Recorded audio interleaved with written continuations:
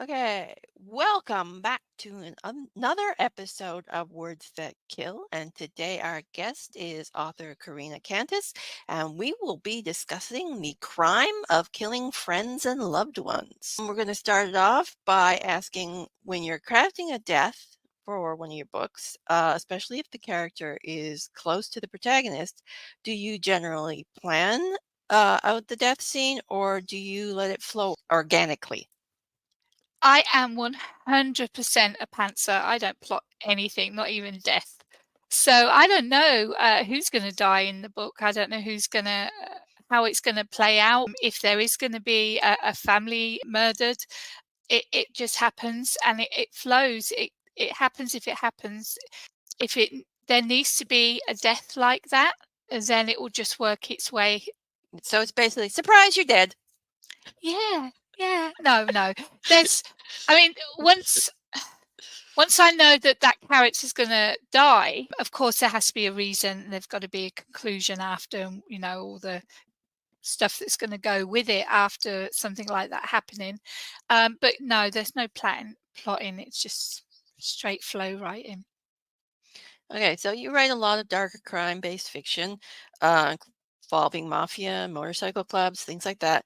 With that genre, you often get the targeted death of loved ones. So have you played with the death by hitman trope? There's always, like with the Huntress and Lawless Justice and Road Rage, these are the outlaw motorcycle books. Now, when you're high up in the hierarchy of a club, they're going to go after your loved ones, mainly your partner. So, say the main character's female in a lot of my books. Of course, you've got the lover who's the president of the MC. Someone's going to go after her to get him.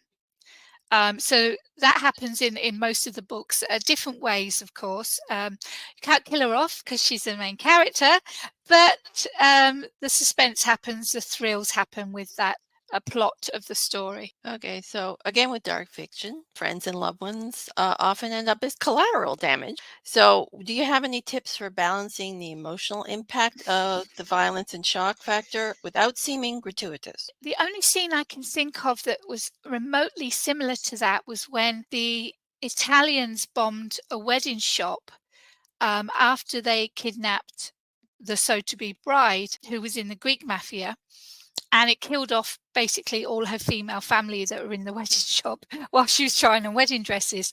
And she was being forced into that marriage anyway. So I don't think the reader's going to really care about the deaths.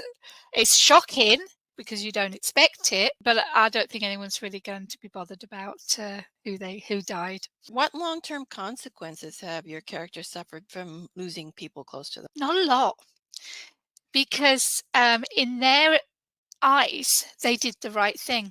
In their eyes, that person deserved to die. So yes, I mean, for Broken Chains, which is my bestseller, it's a dark mafia romance, but there is a really strict rule in mafia, and it's called a murder, and it's a law within any mafia where you don't talk about what goes on. If someone finds out that you've talked to someone about anything to do with the mafia, who's in it, where they go, what they do, then you're breaking the omerta and it's straight death.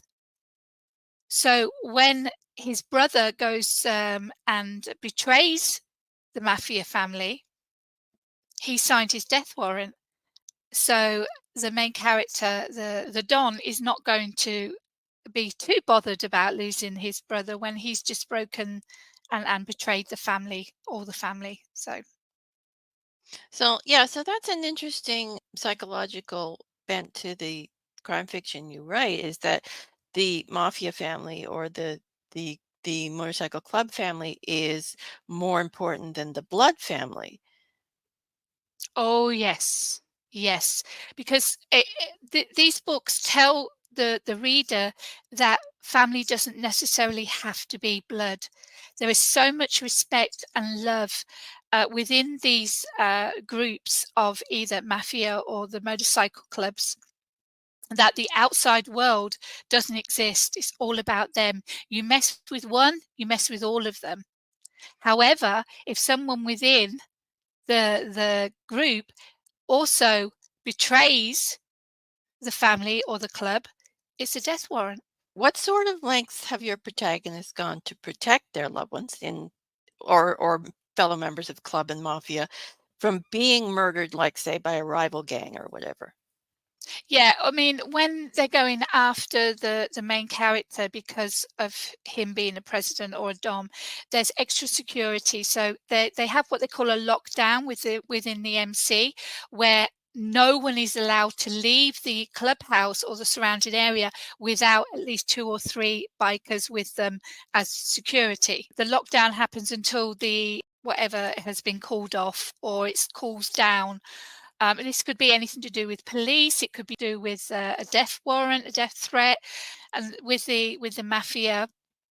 Again, it's all about the family and the soldiers looking after. The soldiers aren't in the mafia close family; they're on the outside, but they have to protect the mafia family. So it's the soldiers that will then do security for the mafia. Hmm, that's interesting. It's almost like executive protection, like for a bigwig or a president, almost. Yeah, I mean, the girlfriend to a don or the president of an MC, yes, they're very, very respected, but they don't have any power within the organization. But because they belong to the highest of the organization, they're respected so much that, yes, they would have high security. Look, Okay, so what was the most difficult death of a fictional loved one that you've written, and how did you overcome the issue? oh, yes. In my first book, In Times of Violence, one of there's 2 brothers, and then there's the main character who is in love with both of them. It's a triangle, and one of them gets killed. And I remember my mum reading it, and she cried. And it's like, oh no, you killed him off. And it's exactly the reaction that I wanted. It is a very bittersweet moment because I've made him to be the perfect, lovely guy that all the readers are going to love, and then I kill him off at the end. But it needed to happen for the story to move forward because then there is a sequel to that anyway. You're going to upset if they have that connection to that character, like I hope they do, the reader's going to be upset by it, and that's the emotion that you want. That's the outlook that you need to know that you've written the right way. But it needs to also have a happy ending. So it's like a sting, but it also has some sort of happy ending. So the reader's satisfied by the death as well, if that makes any sense. Because I mean, you don't want to just kill him off for no reason. There has to be a reason behind it, right? There has to be a reason, and it has to, like I say, satisfy the reader. If they're like, oh, right, well, now I understand why that needed to happen. Yeah. Okay, so have you ever saved a fictional loved one or character friend from death? I wouldn't say it's saved. Could have like half beaten to death, but they survive. I don't kill them off. Uh, Sorry, my stuff is really dark and violent. Yeah, well, so is mine. So yeah, yeah, it's like exactly. mine don't get saved. Mine don't get half beaten to death. They get just like. Yeah, you kill off main characters. It's fine, you know. I've actually done that in a book. It's Yeah, not published yet, but it's been happened yeah, for a it's in reason one of too. mine that I've just showed earlier, but I won't say which one. The main character gets killed off. I didn't know that was going to. Again, I didn't know that was going to happen. It was not planned. It happened, and it had to happen. Yeah. At the end of Road Rage, where she's basically half alive, but I kept her alive, and she had a happy ever after in the end as well. So there's reasons why you save characters, and there's reasons why you kill them off. And as long as the reader can understand that, then you're not going to lose them in the story. Yeah. So So have you ever liked a character enough to know that you're never going to kill him off? ooh. um Or her? I love my male characters. I mean, they are They are the epitome of the most gorgeous, handsome MC, president of a club that you can get, leathers, tattoos, goatee, whatever how I picture him to be gorgeous. However, his attitude, his personality isn't. So you're not going to have a perfect man, because there's no such thing. And you try and write a perfect man in a book, the reader's not going to be able to connect to them. You have to have those conflicts. They can't be perfect. So, however, I like them. I write them.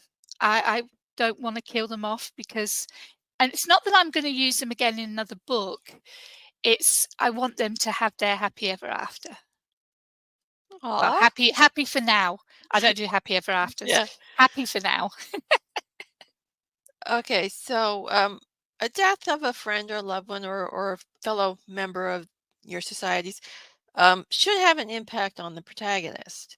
So, how have you handled reactions when this happens, when someone dies? What scenarios have you explored most? Is it anger, grief, revenge, or how do you go about doing those things? Oh, well, in this kind of clubs and the underground, as we'll say, it's always revenge. Because the person who dies would have been important to someone, important to the club, or important in the family. Like I said, you touch one, you touch everyone. Of course, there'd be grief. Any death that's close to someone, there's going to be that grief. Because of who they are, you don't touch them. Um, you you go after one of the family, then you're in trouble. Yeah. Mm. So, what's the bloodiest revenge scenario you've done? Okay. You really want, okay. So basically the bikers went on a run and they were hanging around a bar, and someone went and slashed the tires of someone's bike. Now, there's a rule when it comes to bikers, especially outlaw bikers: you don't touch their ride. You don't sit on it. You don't touch it, and you don't touch the leathers or the club patch. That is a no. Your hand broken, whatever, if you touch the patch or their bike. So someone saw who it was. They go chasing after them.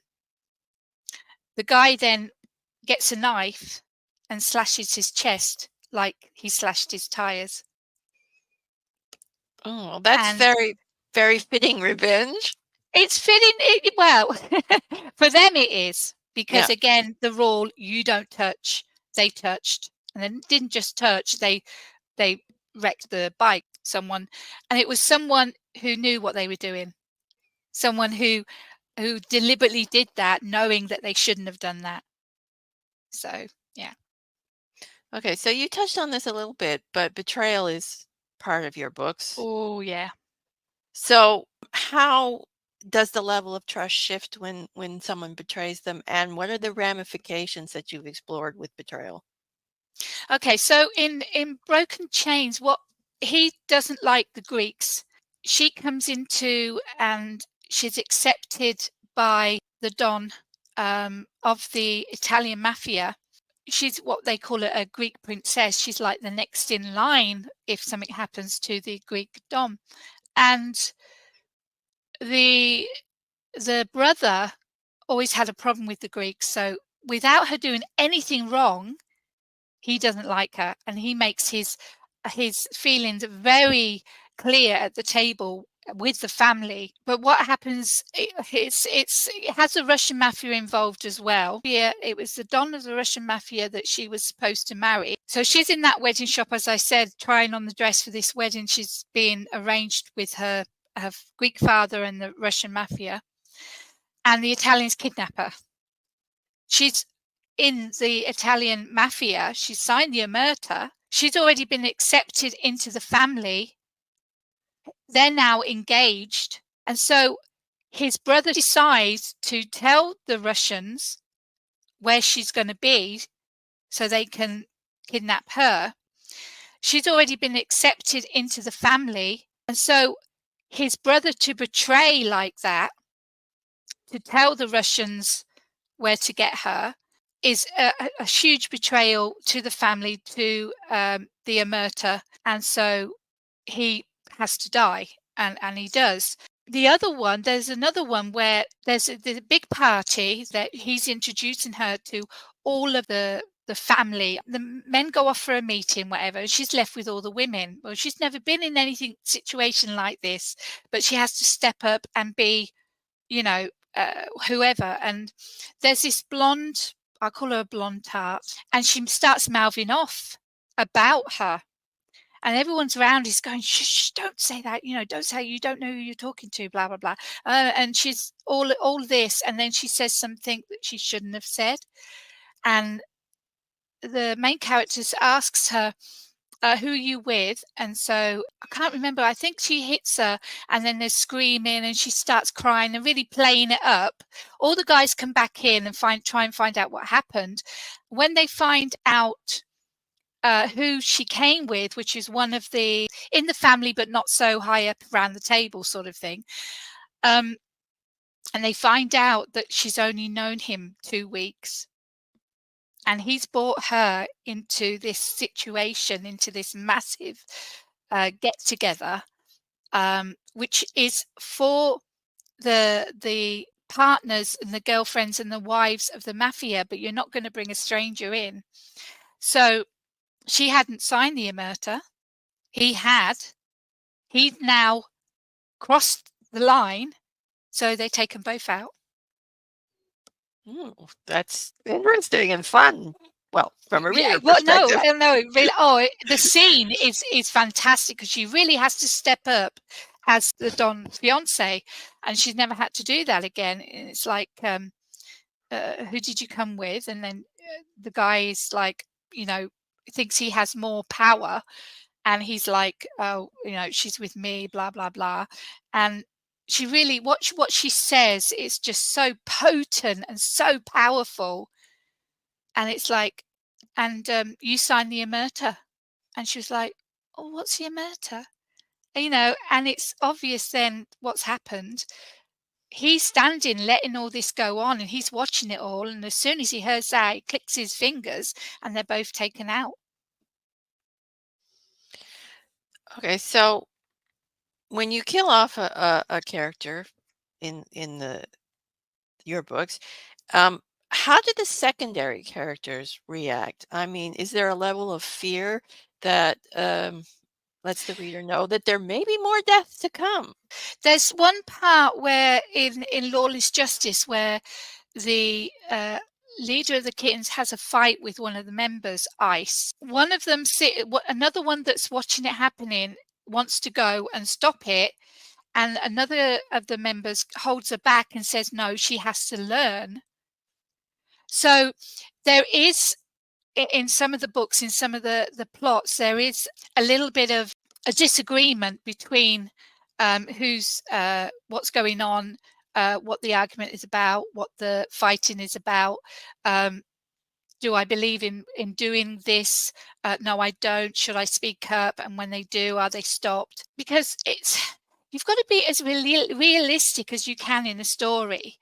You can't just say, everything is gold and everything is rainbows and this is how it's going to work and it's just going to flow. There has to be conflict. There has to be problems. There has to be disagreements, which is what happens in normal life. And if you don't have that in your book, and especially within these groups, if everyone's agreeing on everything, I mean, what sort of a club or, a family is that? You're going to have your disagreements. You're going to have your fights. And of course, that's what makes a thrilling novel. Yeah, so it's all about the hierarchy, and when members push against it, that's when you get your conflicts?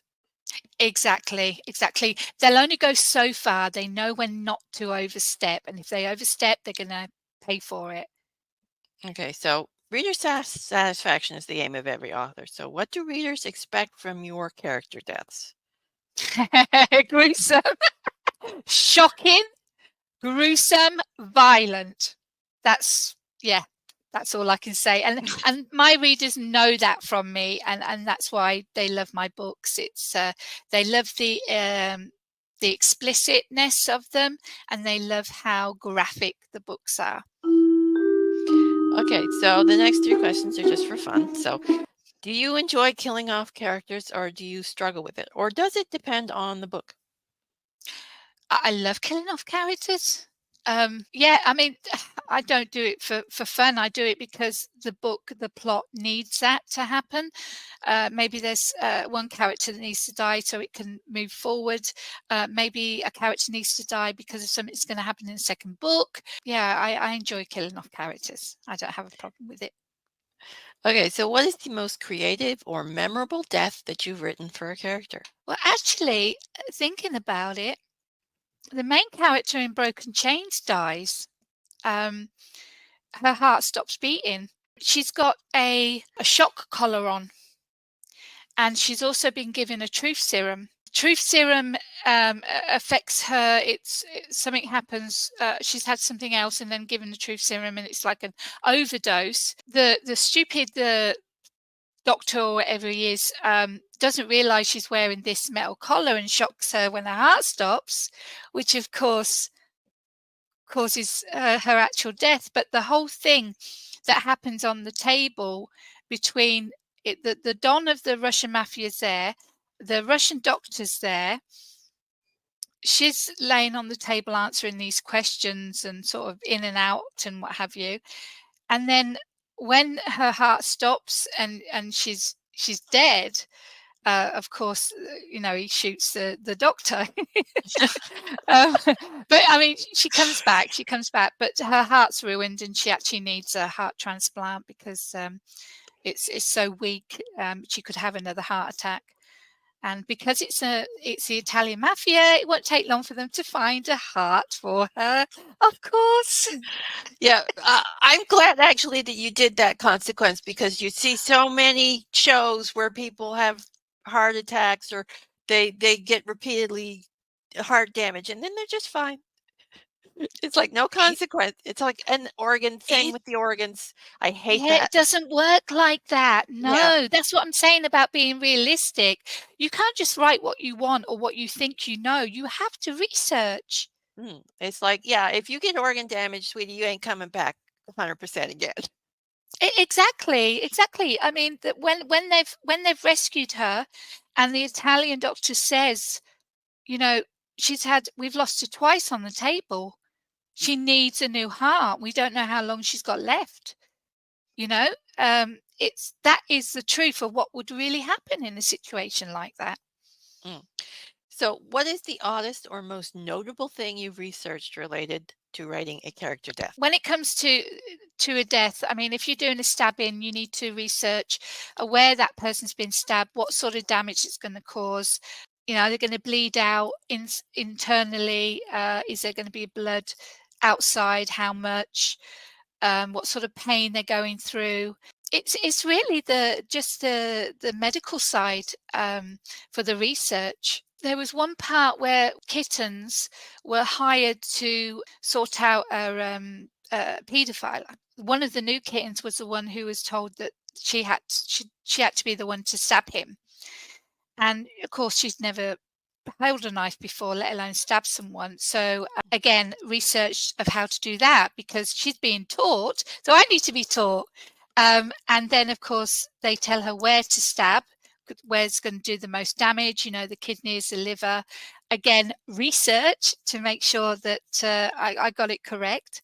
And the outcome, what would happen after 2 or 3 stabs or one stab that didn't go in the kidney and it went somewhere else, what sort of damage would they survive? And yeah, it's all the medical side of it for me. Yeah, and with stabbing, you have to know how many times you're going to stab too, because the blood can make the handle slippery. And a lot of times, people will actually cut themselves because their Well, hand she slips didn't when they cut stab. herself, but because she was so nervous, the first stab didn't go Mm, where she was told to do it. So then she did it again. So she actually stabbed him twice when she was supposed to do it only once. yeah. Well, I mean, a couple of times isn't going to probably get the blood over it. But I mean, if you're going to stab like 7, 8, 9 times, then you have to be careful about because I mean, the blood will get on the handle of the knife, and you can cut yourself. In fact, a couple of murders have been solved that way because people have bled and they've gotten DNA from that for the killer. So, Exactly. Another thing you have to think about with murder, the conclusion.